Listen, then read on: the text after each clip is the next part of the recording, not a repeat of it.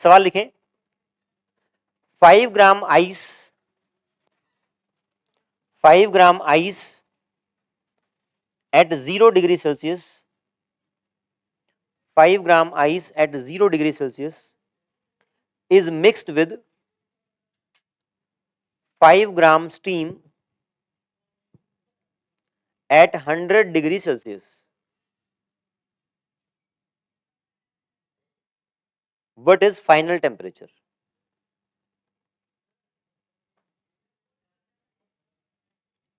Five gram ice at 0 degree celsius mix किया आपने, 5 gram steam at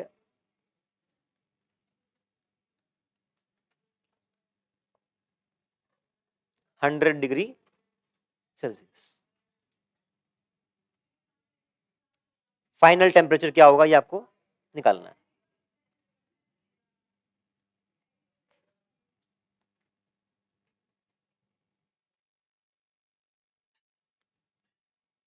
low of mixture का सवाल है, ये हिंट है। और दूसरी बात, अभी तक जो हमने ऐसा देखा था कि 10 डिग्री सेल्सियस पे वाटर है और 50 पे है, मिक्स किया तो वाटर ही बना था, है ना। यहाँ पे दोनों की स्टेट भी अलग अलग है, तो फाइनली वो पानी बनेगा या स्टीम प्लस वाटर बनेगा, क्या बनेगा वो आपको जज करना है। 2 मिनट ट्राई करें, फिर मैं बताऊंगा।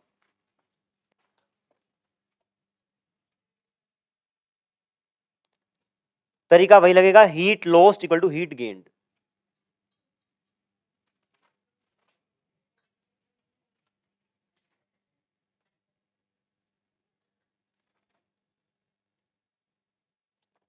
वेदांत कितना? नहीं, क्या निकालना है? फाइनल टेम्परेचर, ये निकालना है आपने, ये आंसर नहीं है।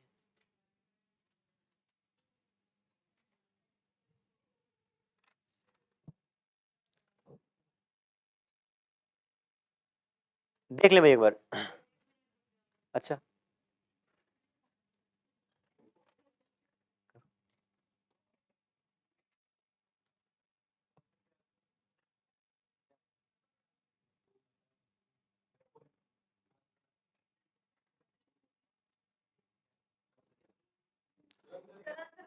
आंसर है इसका 100 डिग्री सेल्सियस।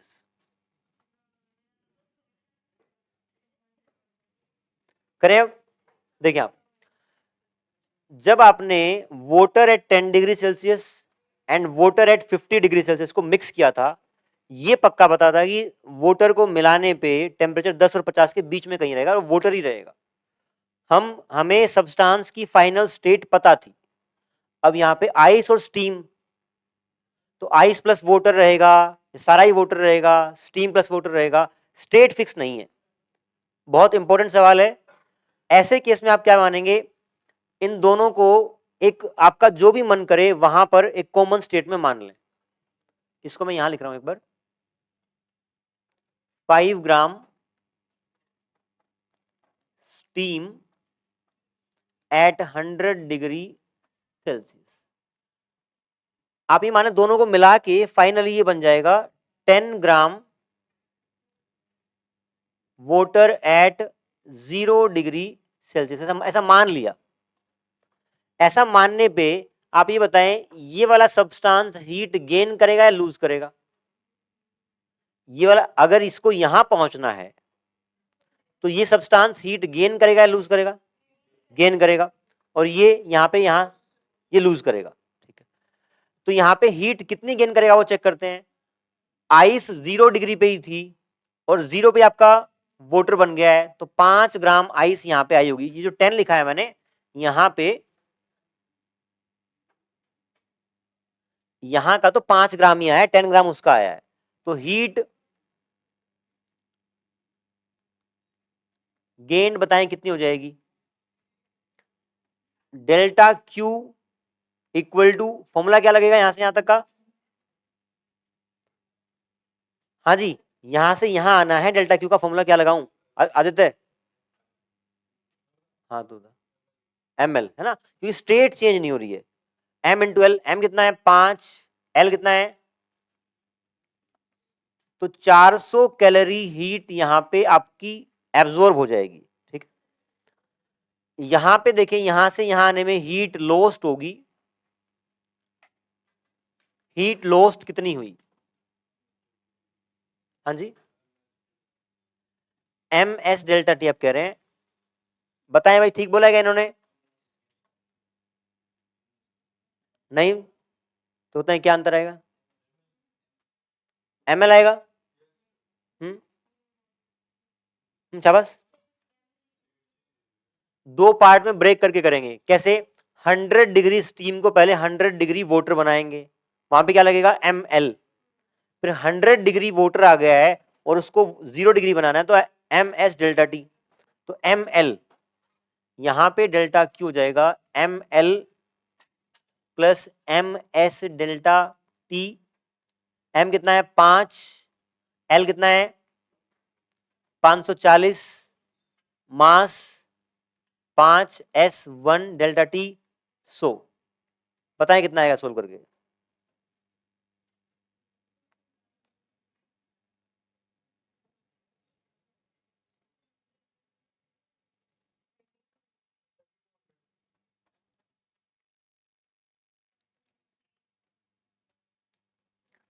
3200 कैलोरी।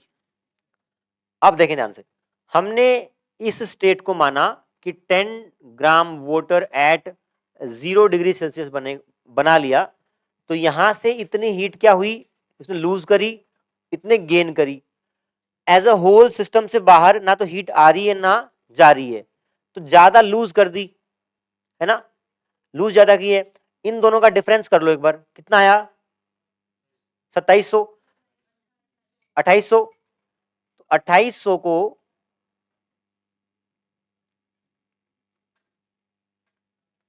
2800 कैलोरी को इसको मैं वापस इसको इसमें एब्जॉर्ब करा दूं, क्योंकि वो आपने एक्स्ट्रा बेकार, टोटल हीट तो आपकी उसको उसके उसके अंदर ही रहनी है, तो वहां पे एक्स्ट्रा लूज कर दी थी, जो एक्स्ट्रा लूज की जो वो कंबाइंड बन गया उसके अंदर इसको एब्जॉर्ब करा दूं। ठीक है, अब ये बताएं जब मैं इसको 2800 एब्जॉर्ब कराऊंगा तो ये फाइनली किस स्टेट में जाएगा, देखिए आप उसको 100 से 0 आने पे सिर्फ 500 लगी थी, तो वापस इसको मैं 10 gram water at 100 degree Celsius करूं तो इसमें से सिर्फ 500 खर्च होगी, 500 खर्च होगी, तो यहां अब भी आपको 2300 और एब्जॉर्ब करानी है, बताएं हाँ कि ना, यहां पे 2300 एब्जॉर्ब करानी है, और ये कितना आया था आपका, ये 2700 आया था ना, 2700, इस पूरे वाटर को स्टीम में कन्वर्ट करने के लिए तो आपको ज्यादा एनर्जी चाहिएगी, तो ये पूरा स्टीम में कन्वर्ट नहीं होगा, कुछ पार्ट स्टीम में कन्वर्ट हो जाएगा, कुछ वाटर में ही रहेगा, फाइनल टेम्परेचर आपका 100 डिग्री सेल्सियस हो जाएगा।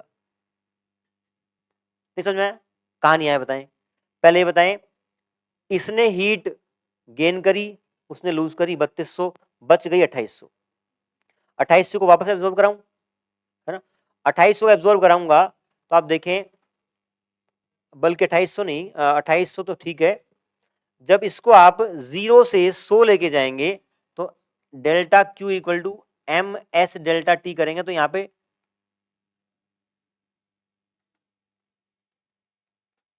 मास 10 S1 और डेल्टा टी 100, बल्कि 1000 एब्जॉर्ब हो जाएगी, 1000 कैलोरी एब्जॉर्ब हो जाएगी, तो बच गई कितनी 1800,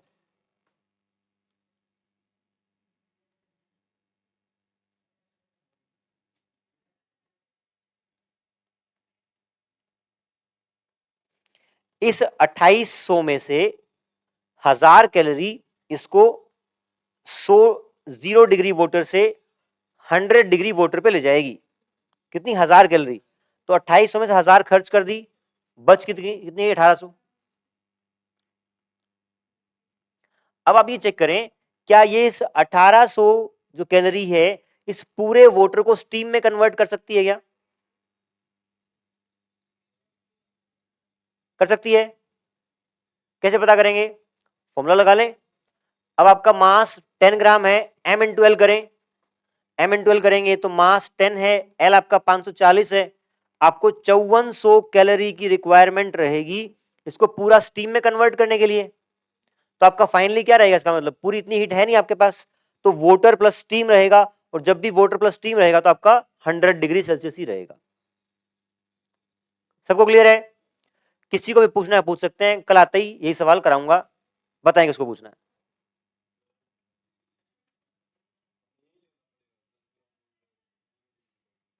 नहीं नहीं, आप और बिल्कुल आपकी बात ठीक है, आप शुरू में ही इसको 10 gram water at 100 degree Celsius ले सकते हैं, आपकी चॉइस है।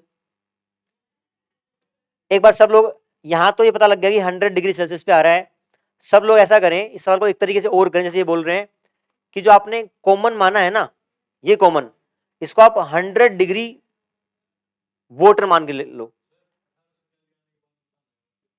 यहां पे। अब देखो यहां पे आपका इसमें से 1000 कैलोरी यूज करके हम यहां पहुंच गए, 1800 एक्स्ट्रा बच गई। 1800 जब वाटर एट 100 डिग्री सेल्सियस में जब भी हीट जाएगी तो स्टीम कन्वर्ट करना शुरू हो जाएगा।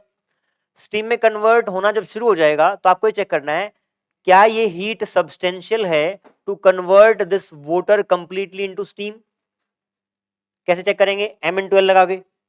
उसको कंप्लीटली स्टीम बनाने के लिए 5400 कैलोरी की रिक्वायरमेंट है, उतनी हमारे पास है नहीं, 1800 है। 1800 है तो कुछ वाटर स्टीम में कन्वर्ट हो जाएगा, और जब भी स्टीम और वाटर का मिक्सचर रहेगा टेम्परेचर आपका 100 डिग्री सेल्सियस ही रहना है। ठीक, इसमें अगला सवाल ये भी आ सकता है कि आपने ये तो कह दिया कि final temperature is 100 degree Celsius, but उस स्टेट में कितना मास आपका वाटर का रहेगा और कितना स्टीम का रहेगा, ये निकालना है। सवाल क्लियर है? Final temperature is 100 degree Celsius for sure. अब आप निकालें कि what is mass of steam and water at final state, what is mass of water and steam eight final state. यदि पूछ सकती बेटा कहीं दिक्कत है तो, ये बस सिंपल सा एग्जांपल है, बर्फ को और लेना देना हुआ है, उसने उसको दिया है, उसने उसको लिया है, बस वो क्या हुआ है इसमें, हीट आपको कंजर्व करनी। हाँ जी, देखते हैं अभी।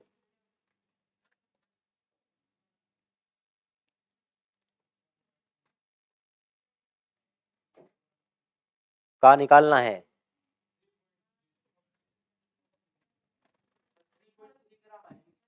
देखते हैं देखते हैं। 10 gram water at 100 degree Celsius था आपके पास, और इसमें आपको हीट ऐड करनी थी 1800 कैलोरी। आपको ये चेक करना है इस मास में से कितना मास कन्वर्ट हो गया स्टीम में। आप मान लो m मास कन्वर्ट हो गया, m ग्राम मास कन्वर्ट हो गया, m मास कन्वर्ट हो गया तो इनटू l कर दूंगा, इतनी हीट आपको लगेगी m मास को कन्वर्ट करने के लिए, और हीट अवेलेबल कितनी है 1800। यहाँ पे आप m into L 540 1800, m is 1800 by 540। Solve कर लें और बताएं m कितना आएगा।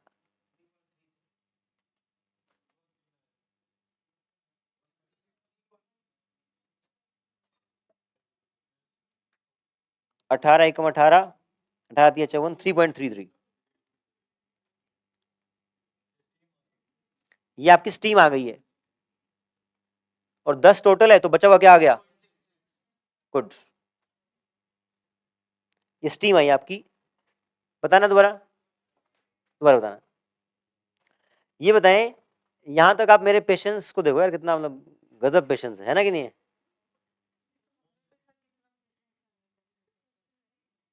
अरे मेरा ज्यादा है। देखो आप 10 gram water at 100 degree Celsius है, और इतनी हीट एक्स्ट्रा आपके पास अभी पड़ी है, इसको देंगे तो आपका कुछ पार्ट स्टीम में कन्वर्ट होगा।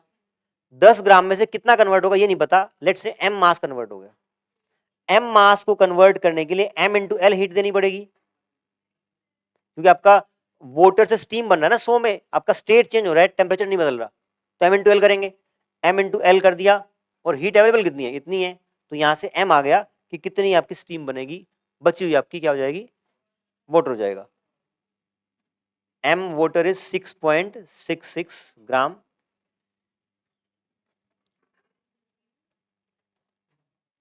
ये वाटर रहेगा।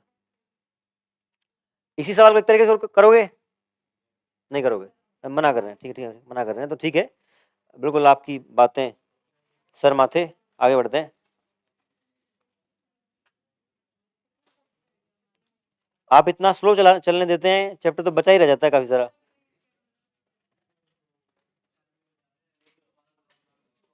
क्या करें,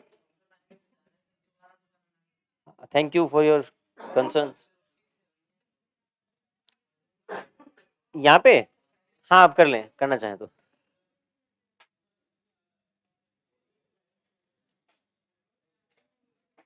डन, आगे बढ़े, प्राची बंद कर लो बंद।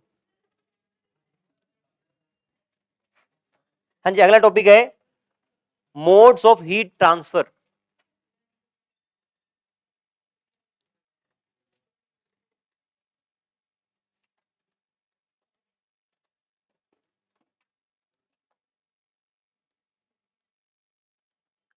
हाँ जी, बात नहीं करेंगे बिल्कुल भी। हीट ट्रांसफर आपके आपके 3 मोड्स होते हैं, अगर आपको पता है तो बताएं, क्लास 9th में आते हैं ये, और very good, conduction, convection and radiation.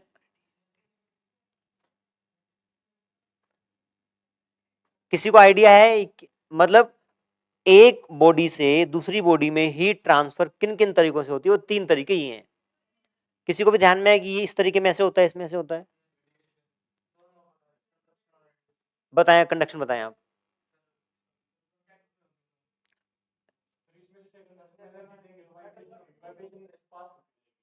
Conduction में, ठीक है जी, और सन वाले रेडिएशन,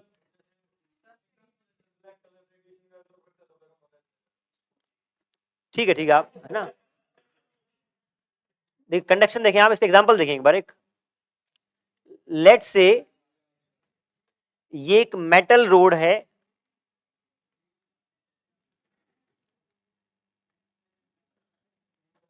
बड़ा सुंदर एग्जांपल है, सुनेंगे ध्यान से। आपने माचिस की तिल्लियां ली, और फॉर एग्जांपल इस एंड पे आपने वैक्स को पिघलाया, एक बूंद डाली मोमबत्ती से, उसके अंदर माचिस की तिल्ली ऐसे गाड़ दी, और वो तुरंत वैक्स सूख जाएगा, और ये आपकी स्टिक ऐसे की ऐसी रह जाएगी। एप्रोप्रिएट गैप्स पे आपने ऐसा अरेंजमेंट कर दिया, और यहां से आपने उसको हीट देना शुरू किया, ठीक है। जैसे आप यहां से हीट देंगे, तो पहले ये वाला पार्ट हीट अप होगा, हीट आगे ट्रांसफर होगी, ये वाले मोम को पिघलाएगी, और ये आपकी स्टिक गिर जाएगी। आपकी ग्रेजुअली ऐसे स्टिक गिरती जाएंगी, तो वो स्टिक गिरने का जो सिग्निफिकेंस है वो यही है कि हीट ट्रांसफर आपकी ऐसे हो रही है। जैसे रिले रेस में आप बैटन को पास करते हैं, यहां पर पहले वाला पार्ट हीट अप होगा, वो हीट को आगे ट्रांसफर करेगा, आगे ट्रांसफर करेगा, ऐसे हीट मटेरियल के थ्रू एक से दूसरे में होते हुए आगे ट्रांसफर होगी, ऐसे को आप बोलते हैं कंडक्शन, ठीक है। कन्वेक्शन देखते हैं, क्या यहां पे मटेरियल ट्रांसफर हुआ है? क्या मटेरियल ट्रांसफर नहीं हुआ आपका, ऐसा नहीं रोड का ये वाला पार्ट चल के यहां गया, ले भाई एनर्जी ले ले, वो वहीं पे रहा है, उसने आगे पास ऑन करी है। कन्वेक्शन देखते हैं कैसे होता है। ये पानी है आपका पतीले में, और नीचे से आप हीट अप करेंगे, यहां पे पहले ये कंडक्शन था, अब कन्वेक्शन कर रहे हैं। पहले नीचे वाला पार्ट हीट अप होगा, आप ये बताएं जो पार्ट हीट हो जाएगा, क्या वो लाइट हो जाएगा? क्या हल्का हो जाएगा? तो डेंसिटी इसकी कम हो गई, डेंसिटी कम हो गई तो ऊपर जाएगा, हमने फ्लूइड में पढ़ा है जिसकी डेंसिटी कम है ऊपर रहेगा, तो ये वाला पार्ट आपका ऊपर जाएगा, और इसको फिल करने के लिए ऊपर वाला पार्ट नीचे आएगा। हीटअप होता रहेगा, डेंसिटी का वेरिएशन के कारण आपका मूवमेंट होते होते सारा पार्ट हीटअप हो जाएगा, आपने देखा भी होगा पतीले में पानी ऐसे दिखता है, ऐसे बुलबुले ना ऊपर से ऊपर की तरफ आता है और इस तरीके से वो कन्वेक्शन होता है आपका। यहां पे हीट को गेन करने के लिए क्या मटेरियल मूव कर रहा है, क्या कर रहा है ना, ये वाला पार्ट हीट होने के लिए खुद नीचे आया है। यहां पे ऐसा नहीं हुआ था ना ये वाला पार्ट यहां पे आया हो, वो तो वहीं पे था। तो यहां मटेरियल ट्रांसफर होता है टू गेन हीट। थर्ड है रेडिएशन। आपका सन है, अर्थ है, सन और अर्थ के बीच में आपका जो एटमॉस्फेयर है वो तो बहुत कम तक दूरी तक है ना, 70-80 किलोमीटर में खत्म हो जाता है ऑलमोस्ट। बाकी यहां पे सारा वैक्यूम है। यहां पे हीट ट्रांसफर भले ही मटेरियल मूव ना किया हो पर मटेरियल के थ्रू हुई है। यहां पे खुद मटेरियल मूव किया है। यहां पे देखें इस पूरे पोर्शन में मटेरियल है ही नहीं, ना तो ये कंडक्ट कर सकता है ना ही कन्वेक्शन हो सकता है क्योंकि मटेरियल ही नहीं है। तो यहां से ये वेव्स के फॉर्म में, रेडिएशंस के फॉर्म में डायरेक्ट एनर्जी ट्रांसपोर्ट करता है अर्थ तक। ऐसे हीट ट्रांसफर के मोड में आपको मीडियम की रिक्वायरमेंट नहीं होती। ठीक है, इन तीनों को एक बड़ा अच्छा सा एग्जांपल रहता है इसका। जैसे कि अगर हम कंडक्शन की बात करें, यहां मान लें आपकी सेब की टोकरी है रखी यहां पे, मैंने आपको पास किया, पीछे पास किया, पीछे पास किया, पीछे पास किया, तो ये आपका क्या है, कंडक्शन है। हीट यहां से स्टार्ट हो रही है और आपके पीछे तक पहुंच रही है। बात करें कन्वेक्शन की, सेब लिया, सारी लाइन आगे शिफ्ट हुई, ये पीछे चला गया, अगले बच्चे ने लिया, वो पीछे शिफ्ट हो गया। तो ये आपका कन्वेक्शन है, इसमें मटेरियल खुद आता है हीट को लेने के लिए। अगर बात करें रेडिएशन की, तो आपको उठने के आने की जरूरत नहीं है, सबके पास सेब डायरेक्ट पहुंच जाएगा, कोई मीडियम का ट्रांसफर। मैं सही जगह फेंकूंगा, आप नहीं पकड़ पाए तो गिर जाएगा। ठीक है, ये तीनों आपके एग्जाम क्या नाम है, बेसिक उसकी समझ है। आप लिखे कंडक्शन की definition.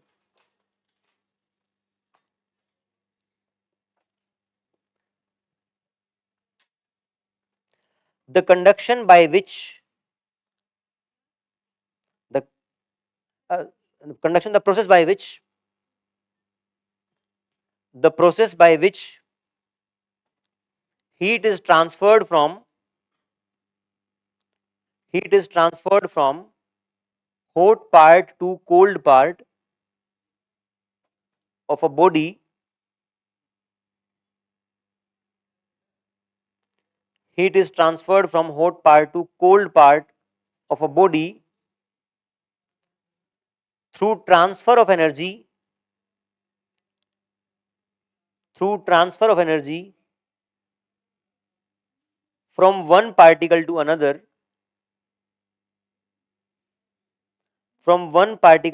particle without the actual movement of the particles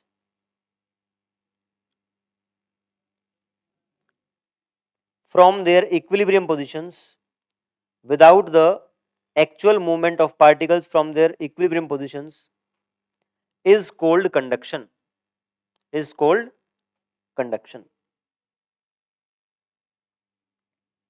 हाँ जी, हाँ, particle from there equilibrium positions is cold conduction. बिना मटेरियल के मूव किए आपकी एनर्जी ट्रांसफर हो जाए, ऐसे पार्ट को बोलते हैं कंडक्शन।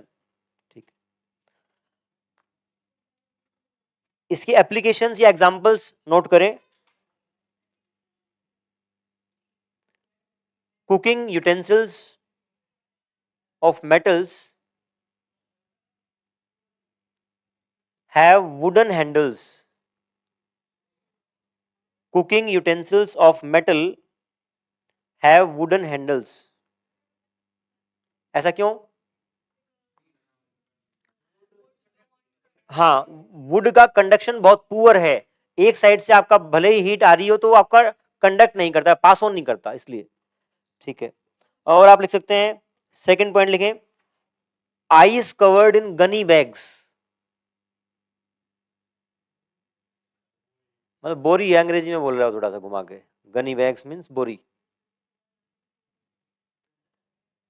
क्या होता है बोरी में? आइस। बोरी में क्यों रखते हैं बताएं? बोरी में बच्चों को पकड़ के ले जाते हैं, बोला। आपकी जो वो जूट बैग है वो भी क्या है? पुअर कंडक्टर है। अगर अच्छा कंडक्टर होता तो बाहर की हीट ज्यादा लेके अंदर हीट देता और आइस पिघल जाती, तो वो बाहर की हीट को अंदर नहीं जाने देता, इसलिए वो आपका पुअर कंडक्टर है। Woollen clothes third poor conductor है, वुलन क्लोथ्स। इसमें एक बढ़िया एग्जांपल और है, अगर दो पतले कंबल, अगर मोटा कंबल अवेलेबल नहीं है तो दो पतले कंबलों को एक कंबल के ऊपर एक कंबल लगा के सो जाएं तो सर्दी नहीं लगेगी। ट्राई करना है तो छत के ऊपर सोना बाहर, फिर तो ट्राई करने का पता लगेगा कि हाँ ठंड कम हुई कि नहीं हुई। उसका कारण क्या है, सुनेंगे ध्यान से। अरे दो ब्लैंकेट्स के बीच में आपकी एयर फिल हो जाएगी, and air is a very poor conductor of heat. ठीक है, ये भी नोट कर लेंगे आप, टू थिन ब्लैंकेट्स करके, बस टू थिन ब्लैंकेट्स लिख लेंगे।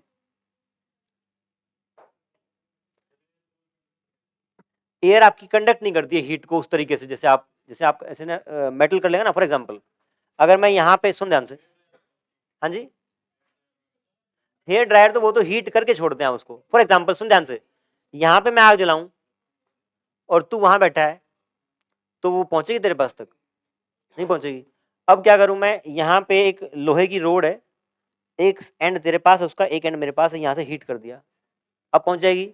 अब पहुंच जाएगी। तो वो कंडक्टर बढ़िया है, जहां पे जरूरत हो ना वहीं बोले, ठीक है ना। इसके अलावा एक बड़ा अच्छा सा एग्जांपल मेरे ध्यान में आता है, उसको पता नहीं लोग, हम ज़्यादा अप्लाई करते नहीं है लाइफ में। फॉर एग्जांपल अगर बिल्डिंग जो है हमारी, अगर बिल्डिंग्स में हम ये दीवार आपकी 9 इंची की दीवार है, 2 ईंटें आती हैं, एक है ना, 9 इंची की दीवार है। अगर आप ऐसा करें 4 इंच की दीवार और बीच में 2 इंच का गैप एयर का, और फिर 4 इंच, मतलब एक गैप छोड़ दें, तो आपकी एयर आ जाएगी उस गैप में, दीवार के बीच में। तो हो सकता है कि ऐसा वो एयर गैप आने के कारण जो सन की जो गर्मी है वो आपके रूम के अंदर एंटर ना करे, तो एसी की रिक्वायरमेंट कम हो जाएगी, है ना, और आपकी सर्दी में हीटर्स की रिक्वायरमेंट कम हो जाएगी। तो ट्राई कर सकते हैं, जब आप बड़े हों और बहुत पैसे कमा लें आप, तो 4 इंची के बीच 2 इंची गैप छोड़ के देखें। बिल्डिंग की अगर कुछ डिजाइन, मतलब वो कोलैप्स हो जाती है, तो फिर वो अपने रिस्क पे आपके। नहीं मतलब इस, अगर देखो आप में से डेफिनेटली कुछ ना कुछ इंजीनियर्स बनेंगे, वैसे कम चांस लगता नहीं मुझे, बट बने तो ऐसे डिजाइन को आप ट्राई कर सकते हैं।